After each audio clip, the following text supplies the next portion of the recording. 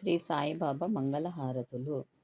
స్వామి సాయినాథాయ షిరిడి క్షేత్రవాసాయ మామకాభీష్టదాయ మైకమంగళం.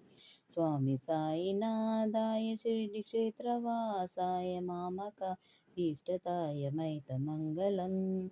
లోకనాథాయ భక్తలోక సంరక్షకాయ నాగలోకసుతాయ నవ్యమంగళం.